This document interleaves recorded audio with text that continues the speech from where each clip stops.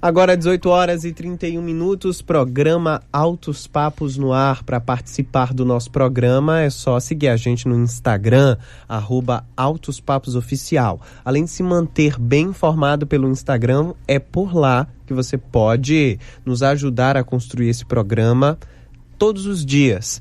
Mande uma mensagem pelo nosso direct, pode ser um comentário, uma sugestão de assunto que você queira ouvir em discussão aqui na bancada, ou alguma crítica ou elogio sobre os comentários que a gente sempre traz aqui. Vale lembrar que no Instagram já somos mais de 26.800. Estamos cada vez maiores no Instagram e, claro, a gente quer estar sempre perto de você. Mandar um abraço especial para Virgínia Lima, nossa ouvinte de Tiquaruçu, aqui em Feira de Santana, que mandou mensagem dizendo que está aproveitando merecidas folgas e sabe que a presença na audiência do Altos Papos é sempre certa. O César também, né? Da Fazenda Taquari.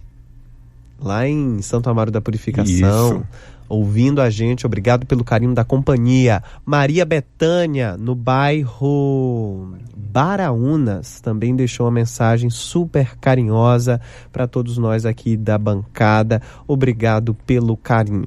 Vamos para bate-papo, Tayuri Reis. Vamos lá, João. Isso porque hoje é o Dia Mundial de Conscientização do Autismo, uma data, né, que foi criada pela ONU há cerca de 17 anos, justamente para incentivar a realização de ações para informar a população sobre o transtorno do espectro autista. Aqui no Brasil, João, essa discussão sobre o número de autistas é de longa data, especialmente considerando que as estimativas mais recentes elas apontam para a presença de 2 milhões de pessoas. Mas isso é importante também justamente para a criação de políticas de saúde pública para o tratamento e também o diagnóstico do autismo, que em muitos casos só é descoberto na fase adulta, quando desafios cotidianos poderiam ser explicados com um diagnóstico médico. Pois é, inclusive o censo mais recente do IBGE vai trazer informações sobre a população autista aqui no Brasil, e está todo mundo assim na expectativa, né, por esses dados que podem ser utilizados justamente para jogar luz sobre esse assunto e incentivar a elaboração de políticas públicas específicas para maior bem-estar dos autistas no nosso país. Inclusive, aqui no Brasil, pensando nisso, foi criada a plataforma Adultos no Espectro, que além de difundir informações sobre o autismo, ajuda pessoas adultas que convivem com o transtorno. Por isso, a gente convidou hoje, nesse dia super especial, a Ilus, que é cofundadora da plataforma Adultos no Espectro, que é também uma mulher autista, para conversar com a gente. Ilus, boa noite, obrigado por ter aceitado o nosso convite para conversar com a gente aqui de Feira de Santana para o estado da Bahia. Boa noite, é um grande prazer estar conversando com vocês. Um abraço para todos os ouvintes também. Olha, especial demais essa ideia que vocês tiveram de criar uma plataforma pensando justamente nas pessoas autistas que já estão na fase adulta e que só conseguiram um diagnóstico tardiamente. Como é que surge a ideia de construir essa plataforma e por quê, Ilus? A primeira coisa, a gente queria criar um canal onde a gente pudesse não só divulgar informações científicas acerca do diagnóstico tardio do autismo, mas também um canal de acolhimento, onde a gente pudesse ouvir as pessoas autistas e conhecer a diversidade das expressões autistas da comunidade e criar um ambiente que fosse agradável e ao mesmo tempo gentil, né? Porque a gente, quando fala de autismo, a gente vê muita informação falando sobre criança, né? Sobre diagnóstico de crianças, características de crianças, e a gente sentia que precisava de existir um lugar pessoas pudessem achar informações sobre adultos, que afinal de contas, autistas crescem, né, têm seus desejos, têm seus caminhos de vida, então precisam também ter esse olhar mais diferenciado de como é uma pessoa autista depois que ela vira adulto, né? E no seu caso, especificamente, o diagnóstico sobre o autismo veio na infância ou já na fase adulta? Veio na fase adulta, inclusive foi durante o meu processo diagnóstico que eu conheci o Mike Hartwig, que é o neuropsicólogo que é cofundador comigo da plataforma, né? Nós dois começamos a administrar a plataforma juntos e ele participou de todo o meu processo, né? Até eu conseguir meu diagnóstico. Então, eu fui diagnosticada aos 41 anos. E esse diagnóstico, né, depois dos 40 anos, trouxe para você um jeito diferente de enxergar determinados desafios que você sentia que enfrentava diferente das outras pessoas? Totalmente, né? Mudou totalmente a minha visão da vida, né? Porque quando a gente é adulto e não se entende, né? Não entende por que você sabe que você é diferente, mas você não entende qual é a sua diferença real.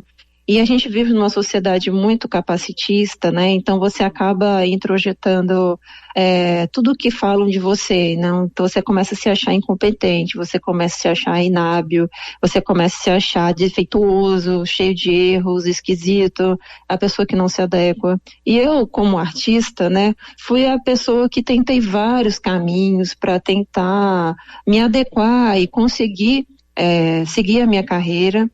Só que não consegui, entendeu? Então eu me vi estagnada num momento em que eu não tinha mais saída, né? Eu entrei numa depressão, enfim. E aí o diagnóstico me trouxe uma outra perspectiva de vida, uma possibilidade de eu caminhar, né? Porque aí esses rótulos todos a gente joga fora, e aí a gente tem, né, o autismo. Nós não somos seres defeituosos, nós somos biologicamente diferentes. E aí quando você entende que você tem uma diferença, e uma diferença biológica que faz com que você estruture o mundo, veja o mundo, sinta o mundo de uma forma radicalmente diferente dos outros, você percebe também que você pode contribuir para o mundo de uma forma diferente, né? Pela sua forma de existir. Você também percorre caminhos para se pensar como ser humano de novo, para pensar possibilidades de trabalho, possibilidades de interação social, possibilidades de vida, e também a sociedade ganha um papel importante, porque a partir do momento que eu me considero, que eu me entendo como pessoa com deficiência, eu entendo que eu tenho barreiras sociais que estão me impedindo de participar dos espaços escolares, trabalho, de espaços de lazer, e que a sociedade precisa também de fazer adequações, precisa derrubar essas barreiras para que eu possa me exercer como cidadã, né? Eu possa participar de todos os espaços. Então, um cidadão de direitos. E isso tudo é o que o diagnóstico traz, perspectiva de vida. Muitas pessoas tem ideações suicidas, inclusive, porque percebe que é tão inadequada no mundo que não tem mais para onde ir, sabe? Ninguém vai aceitar ela como é. E o diagnóstico dá essa resgatada na pessoa para ela perceber que existem sim caminhos, existem como a gente trilhar um caminho bonito, inclusive, a partir desse conhecimento sobre nossos direitos e quem nós somos. Agora, Ilus, tá, Yuri, falando contigo, primeiro te parabenizar por essa iniciativa, né? E saber de você, quando você se referiu aí à questão do diagnóstico, eu queria que você explicasse para quem está ouvindo agora a gente aqui no Altos Papos, quais são os sinais que podem, né, indicar a necessidade de um adulto buscar esse diagnóstico de autismo, para o autismo, na verdade. Os critérios diagnósticos, eles envolvem dificuldade de comunicação, comportamentos repetitivos e interesses restritos. Traduzindo isso na vida cotidiana, e isso tem que ser persistente desde a infância até a vida adulta, não é uma coisa que acontece no meio da vida da gente. Essa dificuldade de comunicação, ela pode variar tanto numa dificuldade de falar mesmo, né? Tem autistas que têm apraxia da fala, que a gente chama, que é uma dificuldade de falar, também dificuldades motoras, como também dificuldades em relação à comunicação, que comunicação é uma questão que você pensa, estrutura, fala, o outro também tem um pensamento, estrutura e fala, e tem esse diálogo. Então, quando há algum ruído nessa passagem de mensagem, como o outro interpreta e etc., a gente diz que a gente tem um problema de comunicação, né? E aí a gente percebe que a pessoa autista, ela tem uma tendência à literalidade, ou seja, a gente leva as coisas mais ao pé da letra, enquanto as pessoas usam mais de metáforas, de ironias, de generalização. A gente se apega bastante às palavras na hora de falar e de pensar, né? Enquanto as outras pessoas típicas se apegam a outros signos, como expressão corporal, como é o tom de voz e etc. E aí, a gente tem até um estudo falando sobre a dupla empatia, que é quando as pessoas autistas escrevem, elas não são tão mal interpretadas, mas quando elas falam, geralmente são mal interpretadas. Isso significa que talvez as outras pessoas estejam levando em consideração mais como que a gente se porta corporalmente, qual é o tom de voz que a gente usa, se a gente está se balançando, qual é a nossa postura, etc., para entender o que a gente está falando. E com isso, elas às vezes pensam que a gente está sendo arrogante, às vezes levam muito longe o pensamento do que a gente está falando. Às vezes a gente está falando de coisa muito pontual ali, que está acontecendo naquele momento, enquanto a pessoa típica tem mania de pegar o que a gente fala e fazer conexões enormes, né? Então tudo isso faz com que a conversa seja muito frustrante e que seja muito cansativo, né? Então isso é um problema de comunicação. Comportamentos repetitivos, a gente vai falar desde estereotipias que são balançar, a gente balança o corpo, balança os braços, balança a mão, enfim, gostar de movimento, mas também a gente pode englobar até os pensamentos, como pensamentos repetitivos, de estar sempre pensando a mesma coisa, ou frases curtas, ou palavras curtas, falando palavras curtas, que isso é chamado de ecolalia, né? Você fala uma palavra, aquela palavra fica grudada na mente da gente, a gente tem mania de ficar falando. Então, tudo isso engloba nessas questões de comportamentos repetitivos. E interesses restritos tem a ver com a gama de interesses da pessoa autista. Então, geralmente, a pessoa autista é muito focada em poucos interesses. É intenso e focado, né? É pouco interesse, muito intenso. Enquanto as pessoas típicas normalmente têm vários interesses. Então ela consegue conversar sobre vários assuntos, passear sobre os assuntos, enquanto a pessoa autista, em geral, tem menos, vai ter uma gama bem menor de interesses. Dependendo se a pessoa tiver uma inteligência cognitiva maior, uma inteligência verbal maior, aí ela pode até abrir um pouquinho o leque de interesses restritos, mas ainda assim é menor do que a pessoa típica. E isso tem que acontecer desde a infância até a vida adulta, sabe, gente? Tem que ter esses problemas de dificuldade de interação social, né, dificuldade de comunicação, dificuldade depois na adolescência de fazer amigos, a gente vai ter dificuldade de se inserir em grupos, depois na vida adulta, dificuldade na hora de se inserir no mercado de trabalho, de prosseguir com os estudos e etc. Então, todas as nossas dificuldades são sociais, são dificuldades que vão aparecer quando a gente entra em contato com um grupo que é o grupo de pessoas típicas, né, que se estruturam de uma forma diferente da nossa.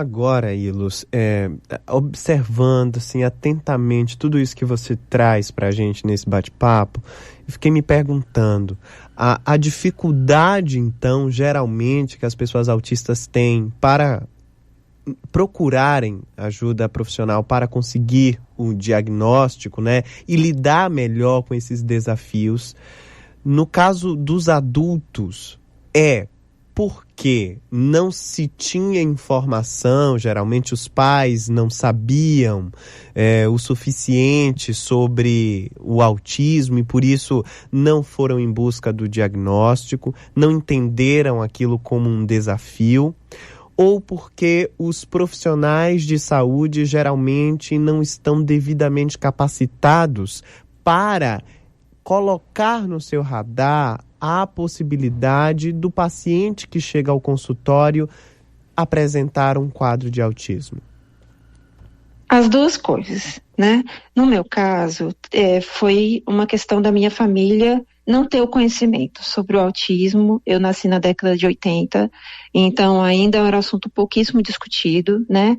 E dentro dos meus processos avaliativos, as pessoas que me avaliaram, o neuropsicólogo, o meu médico, todos eles falam que o meu caso é um caso de autismo clássico, que não entendem nem como é que eu não fui diagnosticada quando criança, né? Então, aí foi mais uma questão familiar, porque minha mãe nem procurou, né? Agora, existe sim um problema de formação de profissionais de saúde em autismo. Uma falta de atualização, uma falta de formação específica no assunto, né? Então isso é uma lacuna grande que não só faz com que várias pessoas passem despercebidas no consultório do pediatra, no consultório médico do clínico geral, como também pode ser que a pessoa chegue até um psiquiatra, chegue até um neurologista, buscando saber o que é que está acontecendo com ela, e essa pessoa não tem uma formação específica em autismo, não sabe fazer diagnóstico diferencial para diferenciar o autismo de outras condições neurológicas, e acaba diagnosticando a pessoa com depressão, diagnosticando a pessoa com burnout ou qualquer outro transtorno da personalidade, e não consegue ver que aquela pessoa é apenas uma pessoa autista, né?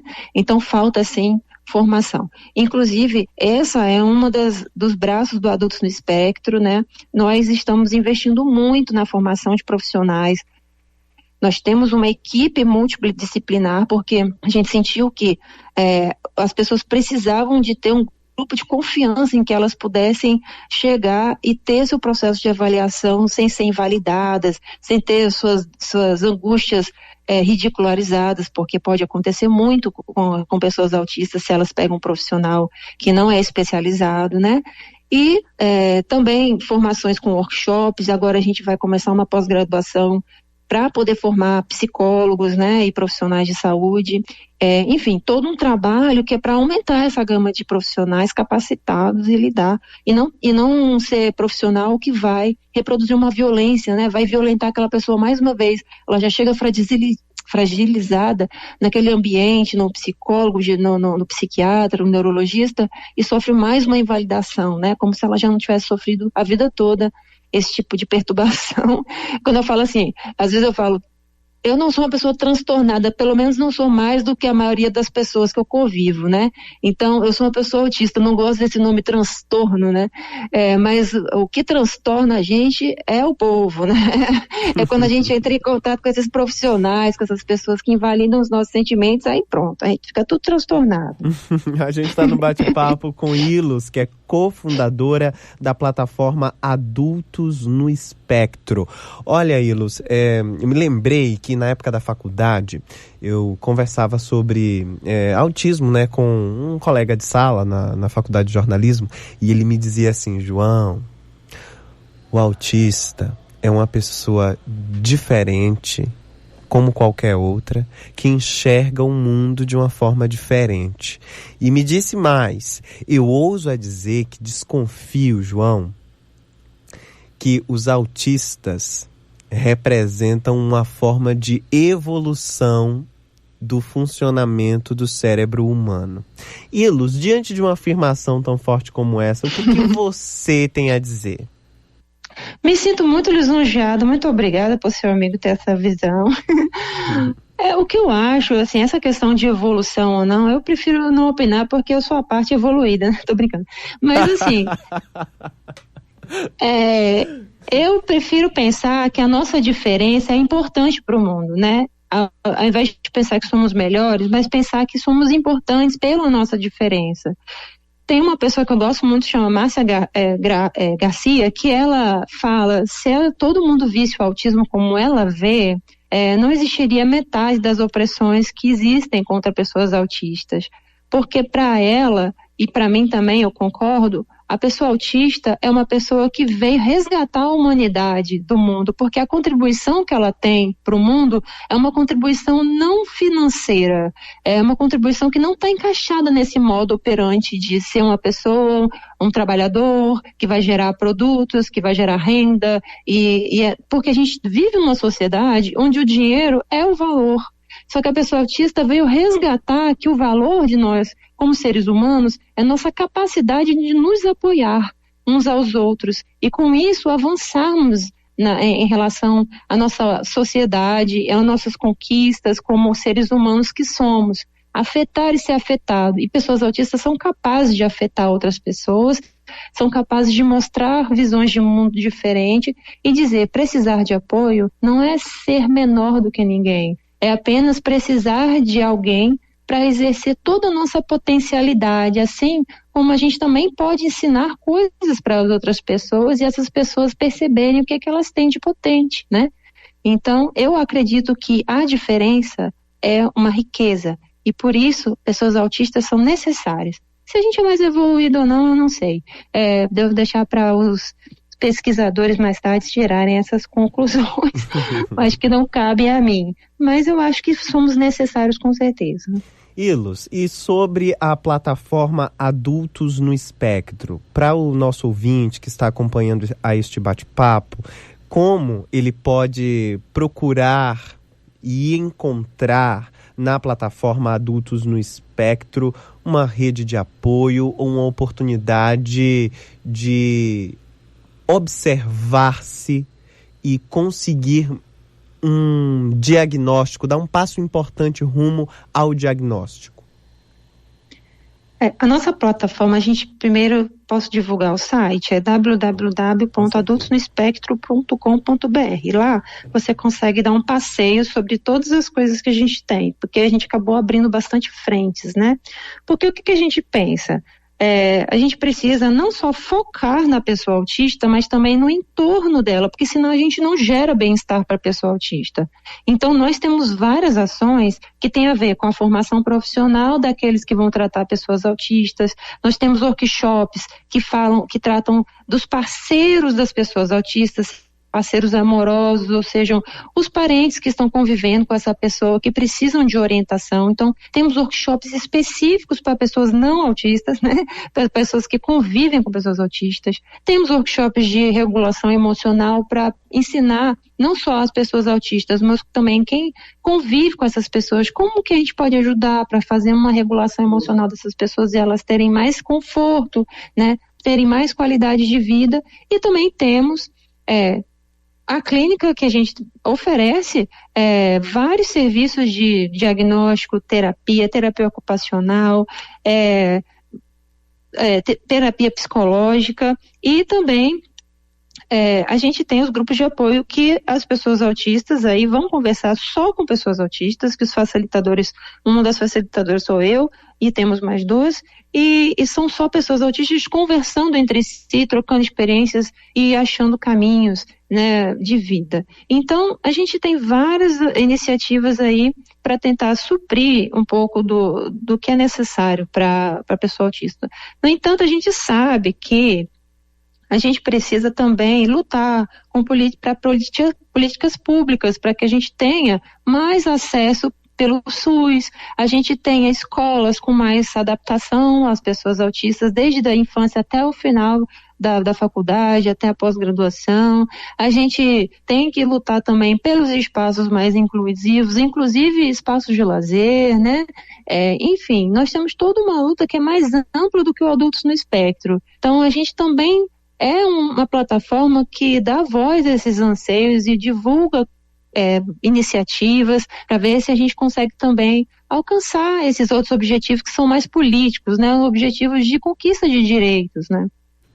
Tá explicado. Muito obrigado por esse bate-papo aqui no programa, Ilus. Um abraço forte e até a próxima oportunidade. Eu que agradeço, um abraço para vocês dois e um abraço para todos os ouvintes, e qualquer coisa é só nos procurar lá no Adultos no Espectro, pelo Instagram ou pelo WhatsApp, que a gente está ali para ajudar vocês. E o site, só repetindo, é www.adultosnoespectro.com.br. Acesse, fique por dentro, tá certo? É mais um bate-papo aqui no programa, a gente volta daqui a pouco. Programa Altos Papos no ar. Altos Papos. Dê uma nova chance para sua felicidade. Conheça o Paradiso